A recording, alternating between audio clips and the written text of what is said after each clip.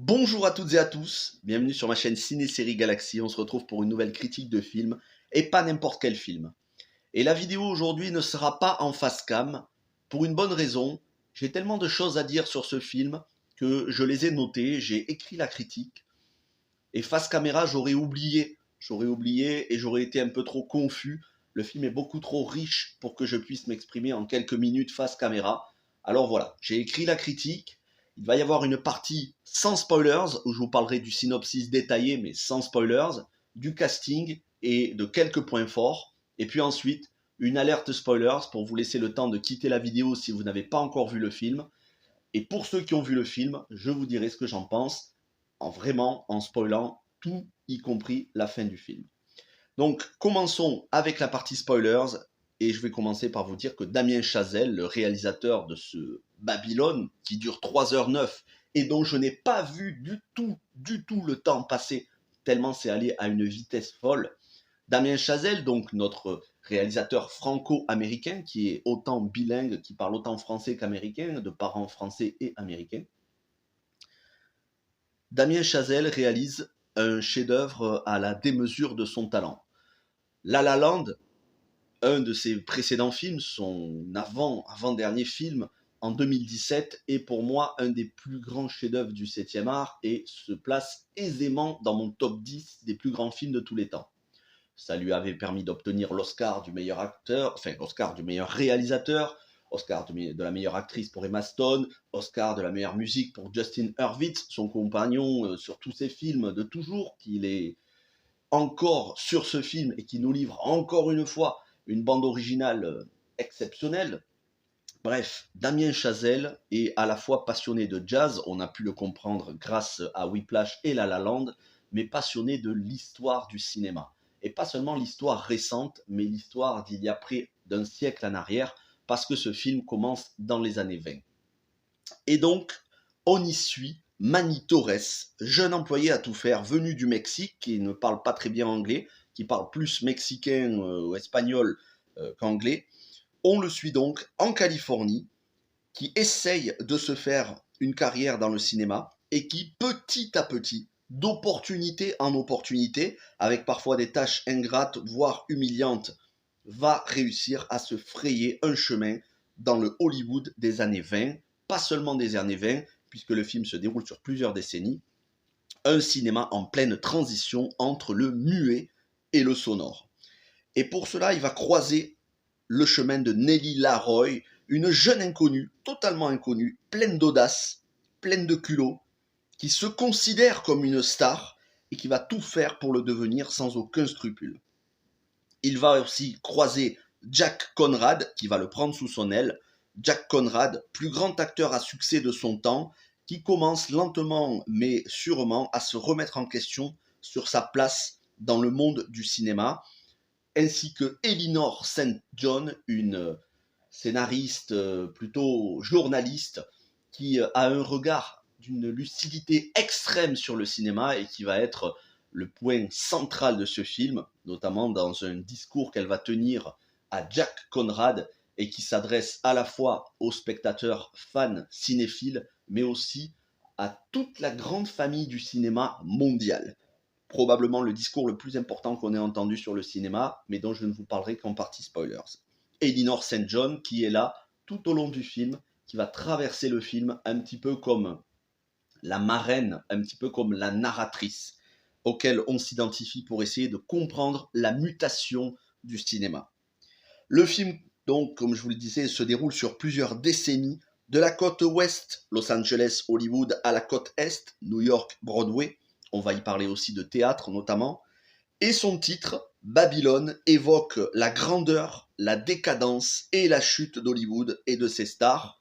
Babylone, pour la petite histoire, étant une ville antique de Mésopotamie, ville qui avait vu sa grandeur, sa décadence et sa chute, car après le déluge, les descendants de Noé s'étaient établis, et voilà, les lointains descendants de Noé s'étaient établis dans cette ville de Mésopotamie, considérée comme la capitale, et certains y avaient érigé ce qu'on appelle la tour d'Etemenanki, mais ce que la Bible appelle la tour de Babel, une tour à la hauteur et à l'orgueil de ses dirigeants, où il s'y pratiquait énormément d'orgies, énormément de choses totalement déviantes, totalement perverses, totalement décadentes, et dont Dieu, par son jugement divin, confondit les langues de tous les habitants, semant la confusion pour punir leur orgueil, et les habitants de Babylone se dispersèrent aux quatre coins du monde, donnant les différentes mythologies que l'on peut avoir, ainsi que les différentes langues, puisque c'est à partir de ce moment-là qu'il y a eu la confusion et la multiplication des langages. Ça, c'est pour l'histoire. Pour le symbole, Babylone, considéré comme toujours comme une capitale de la grandeur, de l'orgueil humain, de l'ego, de la décadence, de la débauche et de la chute. Et d'ailleurs, Babylone aujourd'hui n'est qu'une ruine et n'a jamais été totalement reconstruite. Ça, c'est pour la petite histoire, et clairement, on peut y faire un parallèle avec le film, puisque Damien Chazelle va nous montrer que Hollywood et le cinéma, c'est une histoire de grandeur, de décadence, de chute et de renaissance, mais surtout de nostalgie. Le casting, Manny Torres, qui est le personnage principal, est joué par Diego Calva. Alors Diego Calva, je ne le connaissais pas du tout, j'ai regardé un peu sa filmographie. Apparemment, il a joué dans très peu de films, apparemment quelques productions mexicaines et Narcos Mexico, mais je ne le connaissais pas du tout. Et c'est très bien d'avoir pris un acteur inconnu, ça nous permet à nous, spectateurs, de nous identifier et de nous attacher à ce personnage comme si c'était nous qui traversions le film. Parce que si ça avait été un acteur ultra connu, on se serait plus attardé sur la notoriété de l'acteur. Là, on peut plus s'attarder sur le parcours du personnage. En revanche, Nelly Laroy, jouée par Margot Robbie, est le personnage à égalité avec Jack Conrad, joué par Brad Pitt. Ce sont les deux personnages qui sont les stars du film, stars fictives, mais en même temps stars réelles, et qui se connaissent déjà pour avoir joué ensemble dans Once Upon a Time in Hollywood. Et d'ailleurs, on peut dire que Babylone de Damien Chazelle, c'est son Once Upon a Time in Hollywood à lui. On pourrait considérer que ce Babylone ressemble énormément à Once Upon a Time in Hollywood de Quentin Tarantino, avec peut-être l'humour de Tarantino et l'intrigue policière en moins, bien qu'il y ait aussi une intrigue policière, mais j'y reviendrai dans la partie spoilers. Donc Nelly Laroy, jouée par Margot Robbie. Voilà, Margot Robbie, elle est parfaite dans le rôle. Ce qu'elle fait, c'est fou. Elle a eu des scènes totalement folles à jouer, notamment dans des scènes d'orgie. Elle s'est lâchée complètement. On sent qu'elle est totalement habitée par son personnage, mais vraiment, elle est émouvante comme rarement elle l'a été. À la fois très sûre d'elle, mais aussi très fragile. C'est un personnage formidable qui nous est montré. Quant à Jack Conrad, il fallait à la fois le talent, le charme, le flegme et la gestuelle de Brad Pitt pour donner vie à ce personnage qui voilà, pourrait représenter tous ces grands acteurs qui ont traversé des films d'époque, des péplums. D'ailleurs, il y aura énormément de références à des films d'époque. Je pense à Ben-Hur, bien évidemment, mais pas seulement. Jack Conrad, ce personnage qui a un ego surdimensionné du fait que ce soit l'acteur le mieux payé d'Hollywood, que ce soit un gage de succès au box-office, et qui petit à petit va connaître la chute et va vraiment s'interroger sur sa place, notamment grâce à Elinor St. John, jouée par Jean Smart. Il va s'interroger sur sa place dans le 7e art et sur ce qu'est réellement le cinéma. Et comme je vous dis, c'est un discours d'une extrême lucidité que je vous réserve pour la partie spoilers. Au niveau des autres acteurs, on retrouve Tobey Maguire. Certes, on ne le voit pas beaucoup, on doit le voir peut-être 20 minutes, une demi-heure, mais il est impressionnant, il est vraiment flippant, et je me dis qu'il aurait fait un formidable Joker, surtout que son visage est peint en blanc. Tobey Maguire a des années-lumière de son rôle de Peter Parker, qui va vous faire oublier temporairement Peter Parker, parce que vraiment, il est totalement imprévisible dans un rôle psychopathique, assez réjouissant et en même temps très creepy. N'oublions pas le personnage de Sidney Palmer, extrêmement important. À travers lui, on va avoir la thématique du racisme, mais pas un racisme comme aujourd'hui, bien trop souvent, on crie au racisme de manière imaginaire, parce que tout simplement, il y en a certains qui sont froissés dans leur susceptibilité. Aujourd'hui, on ne peut plus dire d'un acteur qu'il est noir sans tout de suite qu'il y ait une présomption de racisme. À l'époque, il y avait réellement du racisme. Il y avait réellement une mentalité chez le monde blanc hollywoodien, une mentalité colonialiste, ségrégationniste. Et le personnage donc de Sidney Palmer, afro-américain, jazzman, et vous connaissez tout l'amour pour le jazz et les jazzmen de Damien Chazelle, si vous avez vu Whiplash, ce personnage va être amené à la fois de l'anonymat à la notoriété, au luxe, à la grandeur, à la notoriété, on va dire, au succès, mais il va surtout, à chaque moment de sa carrière, être ramené à sa couleur de peau, à sa condition de noir, voire de descendant d'esclaves, avec toujours ses préjugés. Et on va lui demander de jouer le noir de service dans une scène qui est marquante, très humiliante pour le personnage et qui va lui faire prendre une décision quant au reste de sa carrière. Voilà, on sent le personnage totalement blessé, on sent le tourment, la conscience du personnage vraiment sa conscience va le tourmenter et c'est une scène marquante et ça montre un petit peu toute cette époque hollywoodienne qui est révolue. Quoi qu'on en dise aujourd'hui, ça n'a absolument plus rien à voir et ça n'est pas des petites polémiques stupides du style Oscar so white, comme si les Oscars n'étaient que pour les blancs. Bien évidemment que non, ça fait des décennies que des acteurs afro-américains, acteurs-actrices reçoivent des Oscars. Aujourd'hui, la discrimination, bien qu'existante, n'a absolument plus rien à voir en matière, on va dire, en termes d'importance, en termes de degré par rapport à celle d'il y a près d'un siècle en arrière, donc dans ce Hollywood des années 20. Mais il était important de le rappeler, de le recontextualiser, et ce personnage va permettre à une partie de s'identifier et aussi de faire comprendre que il faut continuer, certes sans diviser, mais il faut continuer de lutter contre les discriminations sans pour autant inventer des discriminations imaginaires. Et c'est le problème du 21e siècle, crier au racisme alors que parfois c'est pas du racisme, c'est tout simplement de la susceptibilité. Damien Chazelle, lui, ne tombe pas dans cet écueil dans lequel tombent beaucoup d'acteurs, actrices afro-américaines aujourd'hui, malheureusement, dans des discours plus politiques qu'artistiques. Mais voilà, Damien Chazelle réussit formidablement à être exact, à être pudique et en même temps à être frontal sur la question du racisme. Quant à Olivia Hamilton, elle joue une réalisatrice dans le film, une réalisatrice qui va diriger Nellie Laroy et Olivia Hamilton. Si son visage vous dit quelque chose, c'est que vous l'avez croisée notamment dans La La Land et en réalité, c'est la femme de Damien Chazelle qui l'a rencontrée sur le tournage de La La Land et qui est devenue sa femme, il l'a épousée. Et donc, il l'a fait jouer depuis, il l'a fait donc, jouer dans La La Land, mais là, ils s'étaient rencontrés. Il l'a fait jouer dans First Man, son film suivant, donc le film précédent Babylone. Et là, il lui donne un rôle assez important. Preuve que dans les années 20, il y avait aussi des femmes réalisatrices, même si, encore une fois, c'est un cinéma en totale mutation qui nous est présenté. Et au niveau du reste des acteurs-actrices, on y retrouve énormément de gens très talentueux, de Samara Weaving à Olivia Wilde, Catherine Waterston, Jovan Adepo que vous aviez pu voir peut-être dans Overlord, le film d'horreur qui se passait pendant la Seconde Guerre mondiale, ou encore Spike Jonze, réalisateur du Her avec Joaquin Phoenix, qui était un film très profond dont je suis encore en train de me poser la question, est-ce que c'était un chef-d'œuvre?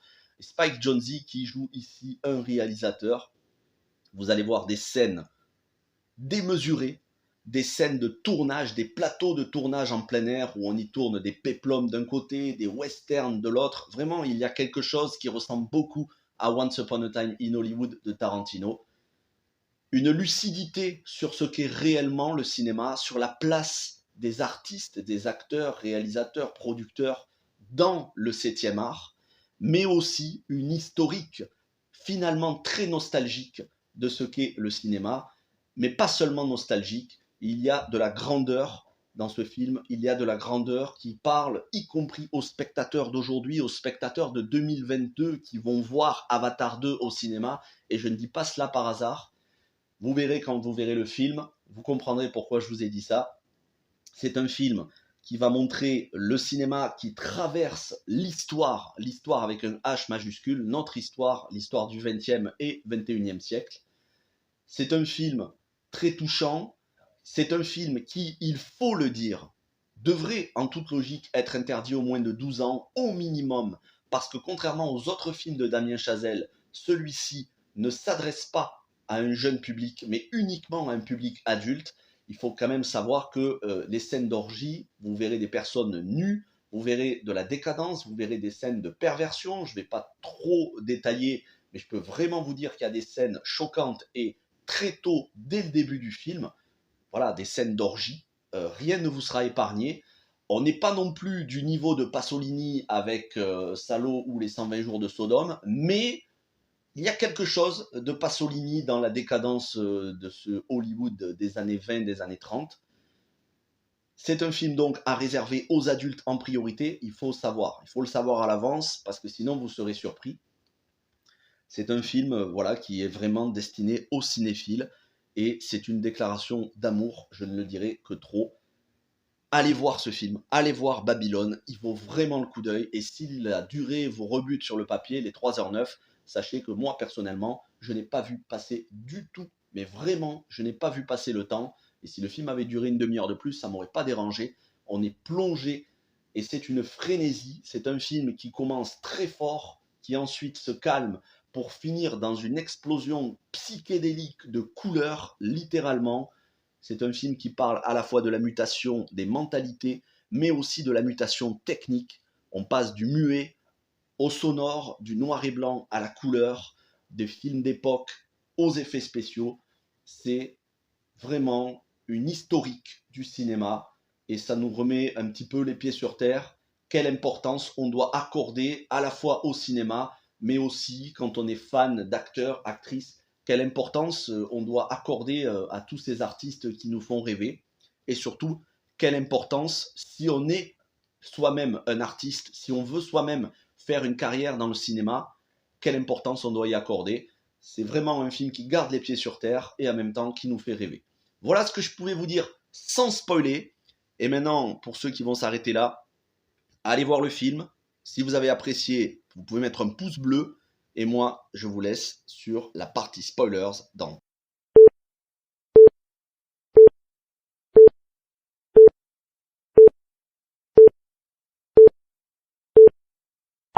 Pour commencer cette partie spoilers, parlons du parcours du chemin croisé de Manny Torres et Nelly Laroy, Diego Calva et Margot Robbie, qui sont les deux personnages que l'on voit le plus dans le film, dont leur chemin commence ensemble, va se séparer, va se recroiser, ils vont finir ensemble et au final ils seront séparés. Alors, dans cette scène du début qui est assez choquante, cette scène d'orgie avec tous ces plaisirs dépravés, et tous plus pervers et déviants les uns que les autres, eux vont discuter à part dans une pièce et ils vont discuter de ce que représente pour eux le cinéma. Elle, qui est encore une totale inconnue, qui n'a même pas été invité à cette fête, lui qui est le portier, qui est l'homme à tout faire. Ils vont discuter ensemble de ce que représente le cinéma à leurs yeux et lui va tomber amoureux de Nelly Laroy et elle va tomber amoureuse de l'idée que Manny Torres se fait du cinéma. Elle va saisir toutes les opportunités, lui aussi. Elle va tourner très vite, elle va avoir sa carte d'entrée et tourner sous le regard de la réalisatrice jouée par Olivia Hamilton. Lui va continuer encore d'être un homme à tout faire et puis petit à petit devenir spécialiste technique, puis ensuite producteur, réalisateur. Et c'est lui qui va la sauver à elle, alors que sa réputation à elle de débauche et de décadence, et surtout de cocaïnomane, va lui jouer beaucoup de tours et va l'amener à être éjecté petit à petit d'Hollywood. C'est lui qui va tenter de sauver la carrière de Nelly Laroy parce qu'il a toujours été amoureux dès le premier regard qu'il a porté sur elle, il a toujours été amoureux d'elle et il va essayer de la sauver malgré elle, alors qu'elle doit des dettes d'argent, elle est poursuivie par des tueurs, et ça lui vaudra à lui d'être exilé d'Hollywood, parce que, voilà, on lui braquera une arme dessus, on va tuer les gens qui sont autour de lui, on va lui braquer une arme et lui dire si tu ne pars pas au Mexique et si tu reviens, on te tue. quant à elle, alors qu'ils voulaient se marier ensemble, en tout cas lui voulait se marier avec elle, et elle était tout simplement trop irresponsable pour pouvoir prendre ça au sérieux. Elle va partir dans la nuit noire, dans une ruelle sombre, et finira assassinée dans l'indifférence la plus totale, alors que le cinéma est en pleine mutation. Nous sommes dans les années 30, ça fait plus de 10 ans qu'elle a une carrière dans le cinéma, mais voilà, elle va finir comme malheureusement beaucoup de prostituées cocaïnomanes, elle va finir assassinée dans une ruelle sombre pour des dettes d'argent, des dettes de jeu. Quant à lui, il va finir exilé au Mexique et ne reviendra que plusieurs décennies après. C'est un parcours tragique pour Nelly Laroy, pour Margot Robbie, tout comme c'est un parcours tragique pour Jack Conrad, joué par Brad Pitt, qui va finir par se suicider lorsqu'il comprendra qu'il est fini. Et c'est là, pour moi, peut-être le discours le plus important qu'on ait eu dans un film de cinéma sur le cinéma, le discours de Elinor St. John, cette journaliste qui écrit des articles, jouée par Jean Smart, qui est encore une fois exceptionnelle de justesse. Elle va lui expliquer pourquoi il est devenu has-been. Pas parce qu'il joue mal, pas parce que ses films sont mauvais, mais tout simplement parce que le public a changé. Le public, ça n'est plus ce qu'il veut voir. Le public veut voir autre chose.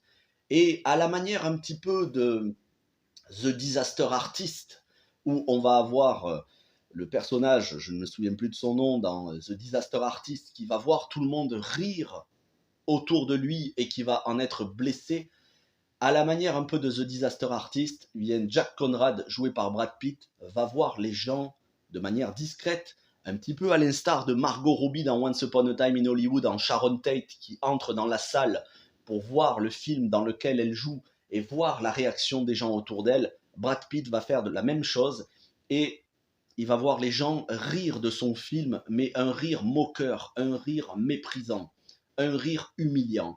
Et il va se poser la question, et il va être très blessé dans son ego, parce que c'est quelqu'un qui a un ego surdimensionné, et il faut malheureusement un ego surdimensionné et de l'ambition pour pouvoir jouer des rôles qui sont marquants à Hollywood.